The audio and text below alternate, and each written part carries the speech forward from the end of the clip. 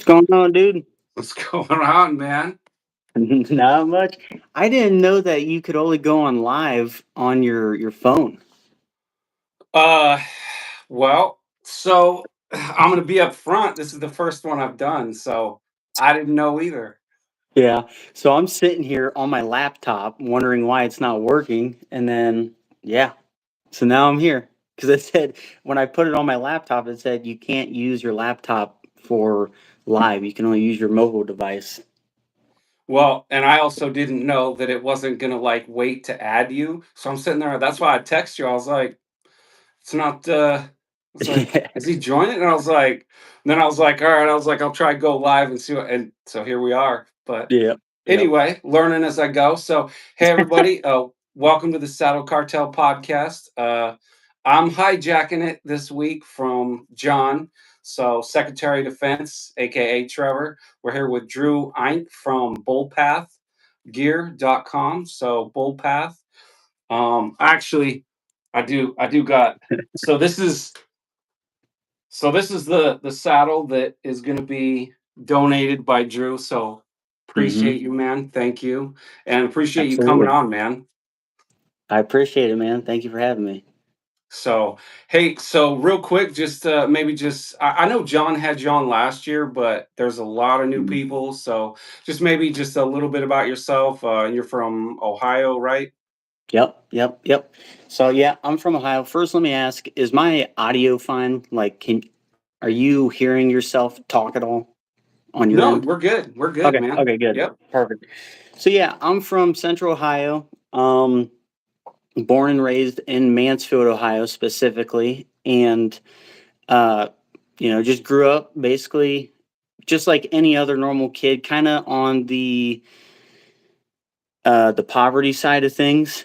And growing up, there was different outside influences from my dad's friends, and what they did was hunting all the time, and it intrigued me a lot. And I was always surrounded by a bunch of hunters growing up, so I always wanted to get into hunting. Got into hunting right around 16. Fell in love with it. It was actually kind of like my escape. There's a lot of kids, they have different escapes. It could be video games and whatnot. Mine was always hunting growing up. So got my hunting license and then just fell in love with it and essentially went from there and started Bull Path later on. So So, that's a little dude, bit who I am. if you don't mind, dude, you look super young, man. How old are you? If you don't mind. Oh, I'm 26. Oh, wow, nice. Okay, dude. Yeah. Yeah. I asked a buddy one time, like, because he introduced me to a friend of a friend, and he was like a longshoreman, and he was like in his late 20s or whatever, and was already just, I mean, so flossed out on everything. And he's like, his comment was, he's like, well, he's like, some people figured it out before the rest of us. So Yeah. good on you, Uh, man. That's yeah. crazy, dude. Yeah. Because Everybody has their own journey. You know what I mean? yeah, I just Yeah. real quick before I forget, I just maybe plug the fact that Bullpath isn't the only job you got. Yeah. No, no. Yeah, so I run a landscaping business here in Mansfield. So that's my full-time thing. I've been doing that for 5 years now. And to be honest, I don't enjoy it. It's because like I'm still sometimes out in the field working and doing, specific labor. Like I'm not just mowing grass and shit. I'm always doing like hardscape projects, mulching, stone insulation, all that kind of stuff to where, kind of wears you out. But running that business definitely has helped me out a ton, like just learning experience business wise, like real world experience. So, being able to implement that experience that I have half a decade of running a business into Bullpath has definitely helped me out a ton. So yeah, I run Bullpath. Also, there's another thing. Crazy thing. I've never told anybody this, but I had when I was 16, like I said, I fell in love with hunting. I started a hunting business when I was 16 and Oh, wow. it was called Outside Hybrid. And you guys can Google this. You guys will probably see myself like real young version of me wearing my outside hybrid hat. and I built an Instagram page up to like 50,000 followers. And being so young at the time, not knowing what to do, like I didn't know what to do. I had no business idea or nothing.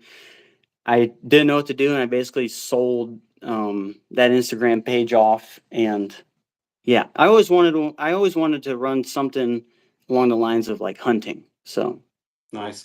Yeah, a lot of people don't know, you haven't lived until you filed a 1099. The surprise attack, be like, "Oh, how much taxes?" Like, yeah, yeah, "Whoa!" It's like, "Oh my yep, god." So, yeah, that's crazy. yep, So, about bull path, man. So the bull threat is your first saddle, yeah? yep, yep. So I want to talk R&D because, but before I go into that, let me just message to the people. Please, please get your orders in. Please, I like to say this every time. Get your orders in, okay? It's already like the 10th of May. By the time this drops, it's going to be like middle of May. Don't don't put everybody through hell and ask them, September 15th, your order on the 10th hasn't shipped. Like, Yeah, yeah. please don't do that to people. Okay. So, Honestly, I'll be honest, I don't mind it, I don't really, mind it. I don't complain about it. I'm just grateful enough to be able to provide, something that's badass to other people that enjoy the same passions as me. So, I don't mind it one bit. that's a great take on it. Yeah, yeah. Um, okay, so the bull threat. I want to a question I don't hear anybody ever really ask is let's talk R&D, okay? Because I want to progress from like bull threat into the praxis. So Mhm. like let's talk cutting room floor because I'm curious. So how long did it take from when first had like your first prototype of like the bull threat Yep. and then into the praxis? Like, give us a little couple minutes on that. Like, So you're wanting like the take of me building the bull threat yeah, or just from how many like okay, so I started with this and how many mistakes were in there? Like what was kind of your progression going through there? Like, okay, I had to make two or three or four saddles, I didn't like the bridges. Oh, dude, it was a lot. It was a lot. I can't even see. The thing is, it's like it's kind of hard to like elaborate how difficult it was to you guys for people that have never sewn. First off, when you try to learn how to sew, it's like extremely it's overwhelming to say the least. Then on top of that, you had to find sources like material sources like vendors and distributors and whatnot. So that's another headache. But um when you put a lot of hours in a day, every single day focused on one thing, you can make shit happen. So, I mean, within here, let me see. We started June 1st of 2023, and I about 4 months every single day, I was able to finally get my first ever saddle, which was the bull thread. Wow. And that's like the crazy thing is that I completely put my landscaping business on the wayside, just completely put it on the wayside. And all I did every day was just focus on building just my first ever saddle. And there was a ton of saddles that I built. So a lot of learning, a lot of different prototypes. Like I still have a lot. I mean, I have all the original prototypes that I ever built, and just looking back at them, it's just like, what the hell was I thinking? Yeah, So that's crazy, man. That's yeah, and I'm wow. talking like I'm not sitting here. I was sitting in a chair designing and sewing from like 12 to 16-hour days every day. There was nobody telling me like, "Hey, you need to go do this, you need to go do that." Like, nope, I don't care. I'm getting my first ever saddle built because I wanted to release my first saddle before the hunting season, and I was able to do so. Wow, nice. Yeah. So So let's that's how the bull threat was started. nice. Okay, so let's talk praxis. Mhm. So I so I have mine set up, the one that I just sat in. So Yep. uh it's dude, it's pretty awesome, man. It's pretty Mhm. awesome. Like all the stuff that's in here, it's super legit. There's several things in here, like just this alone, having just something. It's just built in. Like I don't use sticks or whatever, but there's a lot of people that use sticks. They don't one stick. This is something like this. It's just genius, dude. Yeah. You know Yeah. what? And like I said, when I did like a once over on it, I didn't know until I put my hands on it that you could actually remove it. So then, if you don't utilize one side or either side, you've got a forward, molly up Yep. here. Yep. Um, if in the event that you are like me and you wear your saddle down, now you've got an extra molly on the inside. Mhm. Just bro, like top Yeah. marks, man. Just Yeah. it's it's pretty fantastic. One Thank thing you. I will say is like loose mollies is legit. Like Mhm. you don't know what you don't know, and it's like because I only started like hunting like again, like just in like 2020. Mhm. So, and I'll be 49 in a couple of months. But I mean, so you don't know what you don't know, but it was like it until I started having like loose mollies because I like to put my gun in here and loose mollies make it so much easier for you. I Like know. Yep. just to Yep. have some slack in there. Yep. Oh, but yeah, I this know is that's what that see, the crazy thing is about that saddle is I took when you're building your own stuff, you wanna make it to the best of your ability, you know? So, over time and with experience of using saddles and figuring out what you like and what you don't like, one of them was that molly. Like, I hated the flush molly where it was super tight against the saddle, and then I also hated the real loose molly where it was just like a real big gap yeah, you can put your in thumb in there. it. Yep.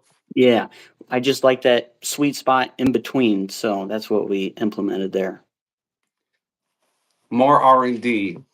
Dude, when did you come up with this, dude? Like having Yep, this extra piece on the back, bro. Dude, yep, yep, that is so fire. The bull pack, I'm telling you guys, like this just that super genius. Like when I yeah, saw it, I was like, wait a second, that's what those are for? Because when I first saw it, I was like, what am I supposed to do with those? yep, And then I saw you post that video and I was like, I put that like that and I was like, oh my God. I was like, yep, yep. you never knew you needed this in your life until Yeah. it is Well, I tell it's you so what, dope. I have a lot of help from not from people like in my personal life, but I'll tell you this. So the bull pack, I don't want to give out like how what my inspirations are and stuff because I don't want people. No, that's totally Yeah, fine, yeah. man. So I mean, I I'm came just up trying with to give that. you props. Yeah, yeah. So I came up with that, and the crazy thing is that gap. That is a 1 inch gap between those two pieces of webbing on the back. Yeah. So underneath, like it's kind of hard. Yeah. Yep. Right there. There's a 1 inch gap. Yep. Well, there wasn't. Yeah. Just so you Them know it's suckers are quality some. gear, man. You can't like these things there. All Yeah. right, I got it. Okay. So there's a 1 inch gap between those two little molly webbings, right?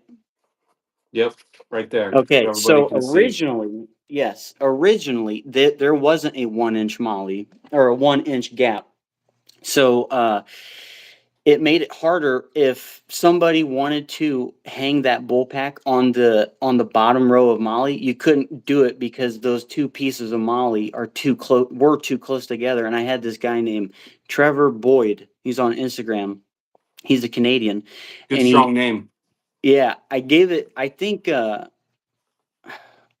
he won a giveaway from us, and he pointed it out. He's like, "Hey, you need to separate the molly to actually 1 inch because these are too close together. I can't adjust it the way I want to adjust it." So it's like, oh fuck yeah. So just little stuff Nice. like that, hearing input from other people, it helps me out a ton. Nice. Yep. Yeah, Yeah, that feedback legit. This is yeah, this is a work of art for sure, man. Like I appreciate it. it's legit and We need to change. Everybody needs to learn. Just listen. The industry standard. You have got to bring the leg straps up. like, Yeah, because for a yeah. long time they were like down here, like I down towards the know, bottom. I Dude, know. I'm not trying to have like chafed legs when I'm out here walking for Yes. 4 hours. Yep. Yeah, I actually ran into the you know how when you're walking damn, you shouldn't be saying this on public. You can't be saying this stuff out in public, 'cause I don't want my competitors knowing this, you know? No, it's okay. But Just lightly touch on it. yeah, yeah.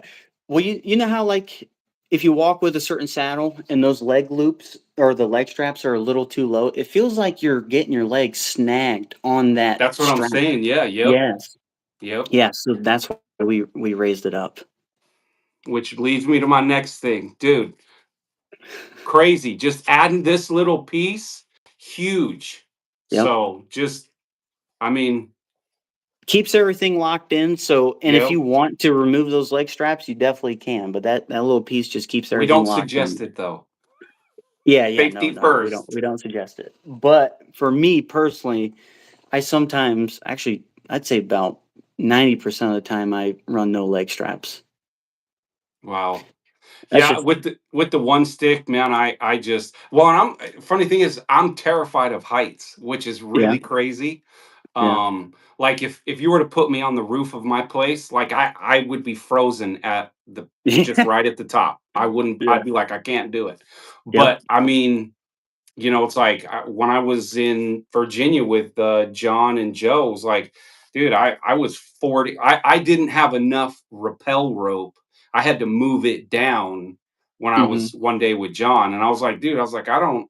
I was like, my pull up rope is like 33 feet or 34 feet or something, and I was like, it's at my leg, and my bow is standing up on the ground. I was like, dude, I can't go any farther. Yeah, yeah, And he's like, and I could barely on my tippy toes touch his boot. And I'm like, oh my yeah, God, he's like 50 feet. So, yeah.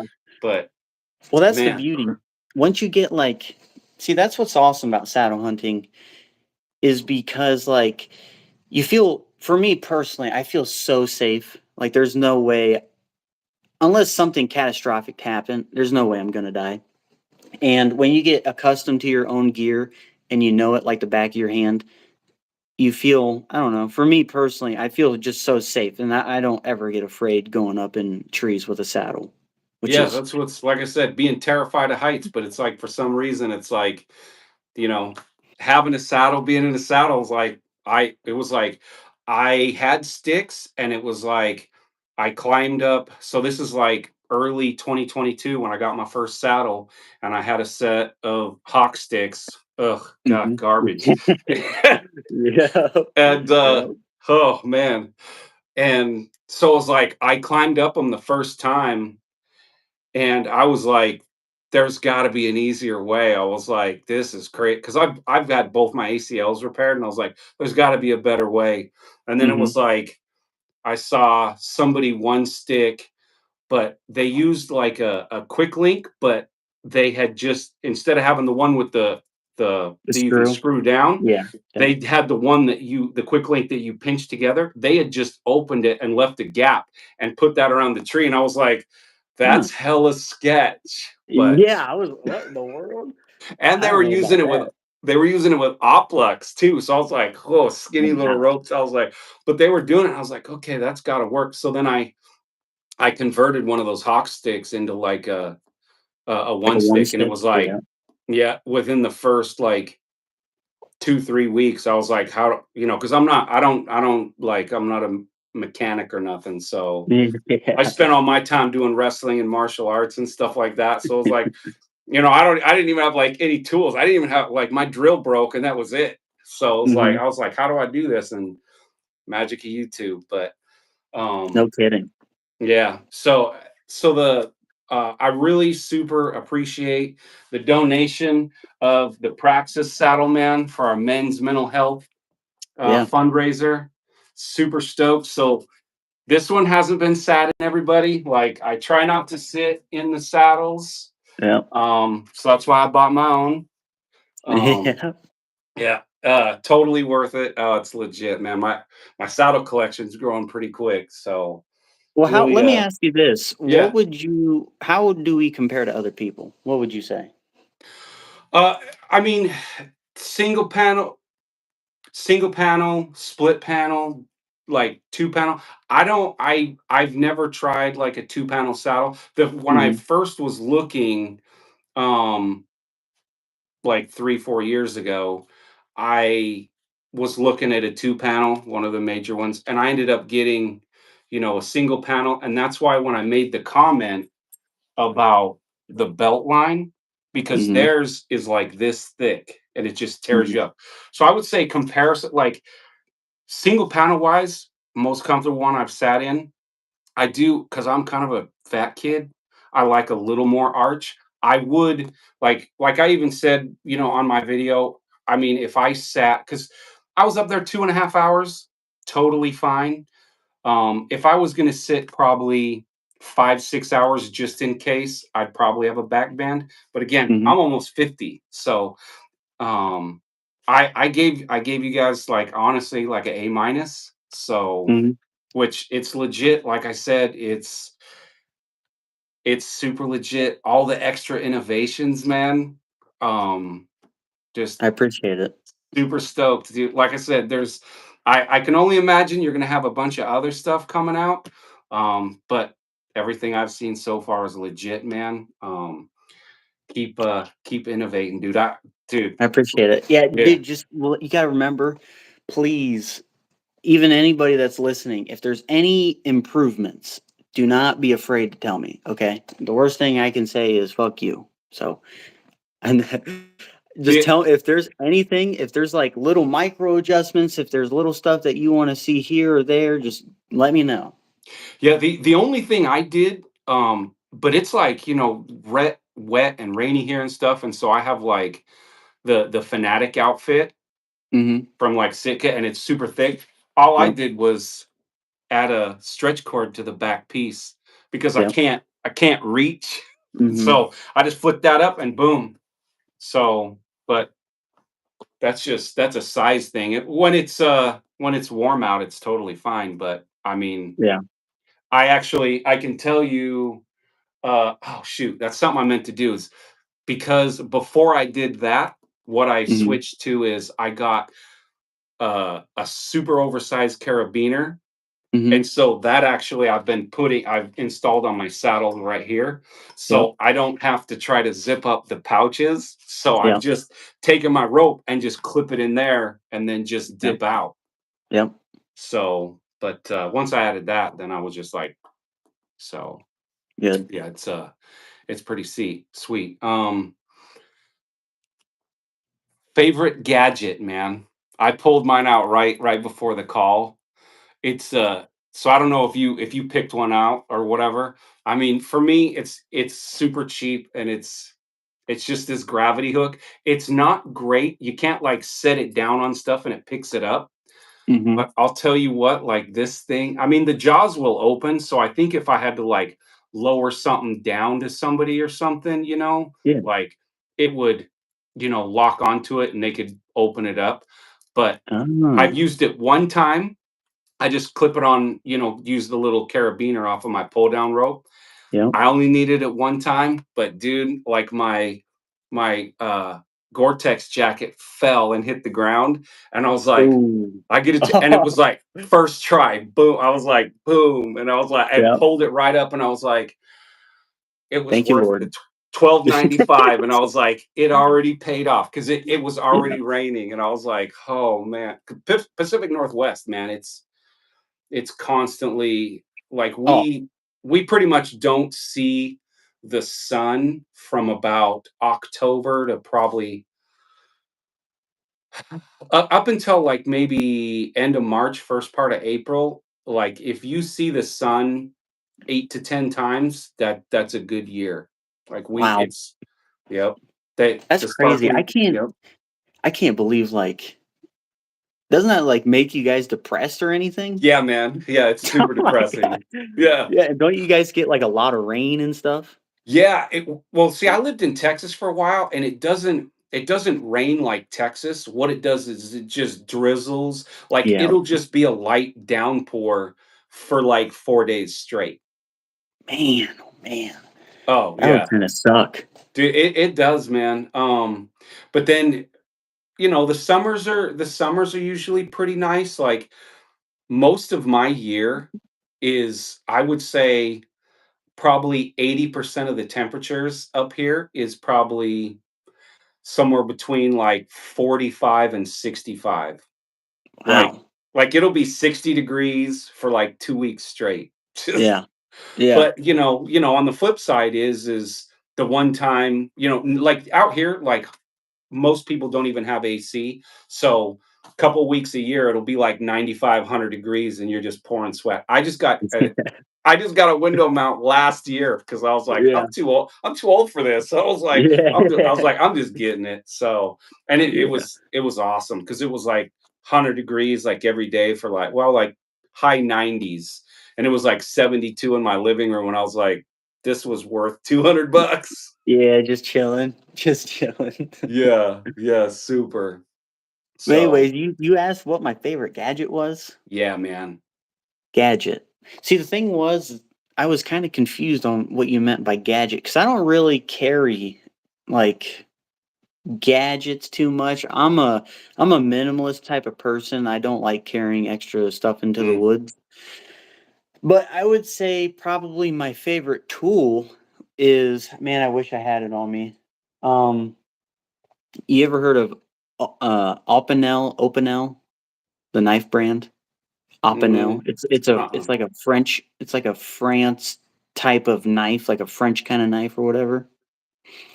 Well, anyways, there's this company called Opinel or something like that, and they have a foldable saw, and has like a wooden handle. It's a foldable saw, and I would say that's like my favorite tool that I use in the woods. Yeah. So I'm anytime, I'm waiting for the game warden to be like, "So you're the one that's been cutting all these limbs, huh?" yeah, well, I Dude, pay taxes, so it's all what's pine up? trees, man. If I Huh?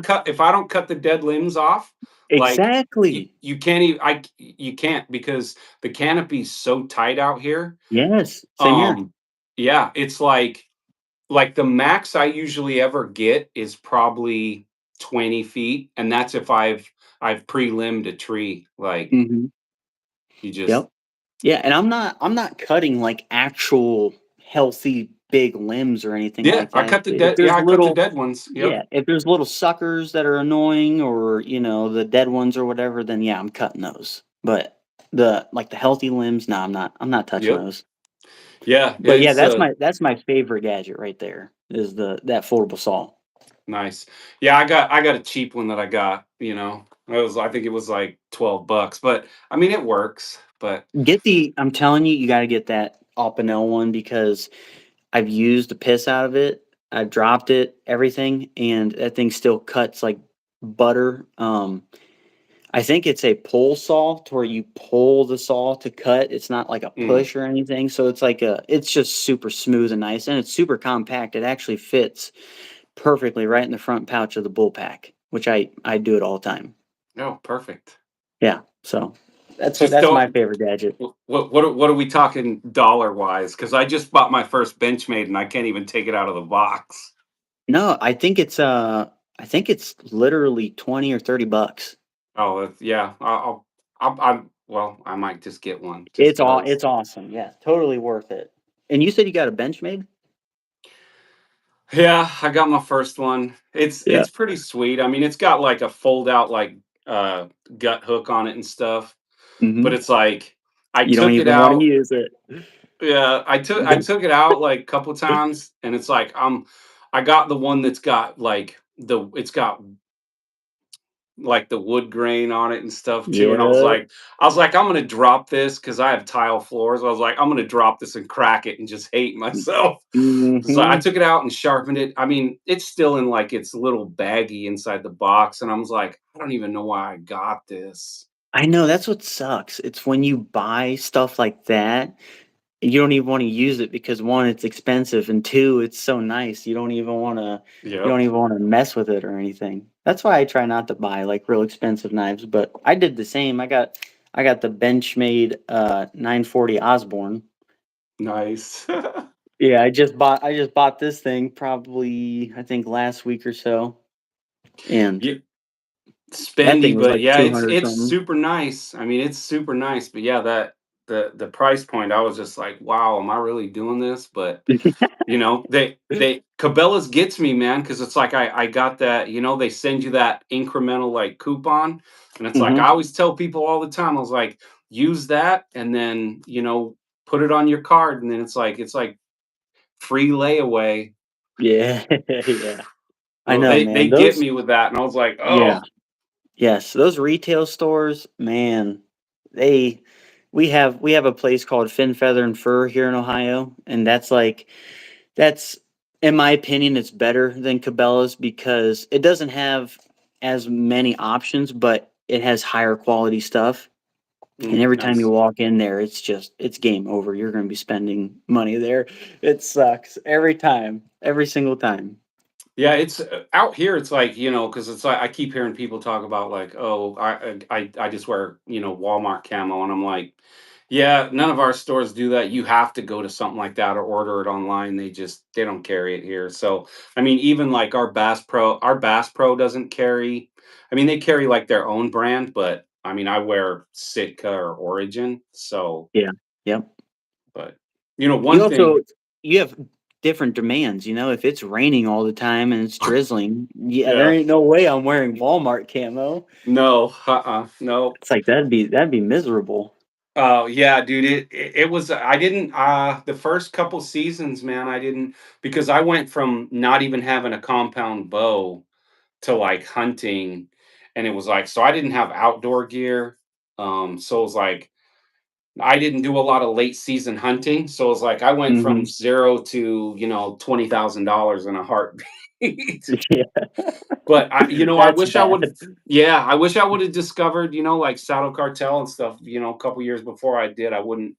I've said it many times. I wouldn't have like $8,000 in paperweights. So I know, I know. But hey, you live and you learn. yeah, man. One thing I didn't, I didn't ask John how to close this out. So I'm not sure if I got to hit a special button or if it's just not going to save this. But it looks like maybe we are live. I thought I programmed this Oh, we're live. We're live. to be a release, but Trey wants us to like bank them and then release them at a certain time. But sorry, hey Trey, sorry, buddy, we're doing it. So, hey man, do you want to do anything? I don't want to keep you too long, but do you want to maybe give us a Touch on little? different, like maybe another thing or Well, something. I was gonna say, is there something like you want to touch on, another item you got, or maybe something, like, hey, I'm gonna be releasing something soon because I know you Yeah, mentioned that. yeah, yeah. I don't want to rush you into it. Yes. So for one, we're going to be releasing a chest rig. Okay, it is, in my opinion, the most badass chest rig you'll ever touch, you'll ever feel, and it's better. It is, in my opinion, it is better than FHF, or yeah, that's what they're called, right? FHF gear. There's better than Kufaru's, better than any company you can think of. The chest rig we're going to be releasing, it's going to be better than any of those guys. And um, we're going to be releasing it here before hunting season. I was going to release it like this month, but it doesn't make any sense to release it this month. No one's really thinking about hunting season, but uh, yeah, just the chest rig is definitely one of the biggest anticipated products that we are releasing because there's a shit ton of people asking about it. And I already know it's going to be sold out within like the first day. And it's absolutely killer. And I want everybody to get their hands on it. It's badass, 100% American made. A lot of time, effort has gone into this. I've been doing it for about a year, just researching, developing the chest rig. I'm gonna make a video of what like the first chest rig I ever made to the one that we have now, and it's the dopest thing you'll ever put on your chest. Awesome. And real quick, just so everybody knows, everything you do and everything you source, all of your stuff, it's all 100% American, correct? Yep. Yep. Yep. So 100%. spend your money here, people. Spend your money here. Yeah. I mean, it ultimately at the end of the day, people are going to spend their money where they want. But if you want to help a fellow American, your own citizen, your own neighbor, your own whatever, just support small business, people that do it right, support the mom and pop shops and just people that try to do it right because at the end of the day, like without those people, they wouldn't be making up our small little towns and just shit like that. But spend your money where you want, but just make sure you're supporting people that try to get shit right. You know what I mean? Yep. Hell yeah. Well, thanks, man. I appreciate you coming on the podcast, and me allow John. Thanks for letting me Absolutely. hijack this thing. So, all right, man. Well, I appreciate your time, and hopefully this thing closes out and saves. So All right, appreciate man. you. You have a good I night, man. appreciate you guys having me.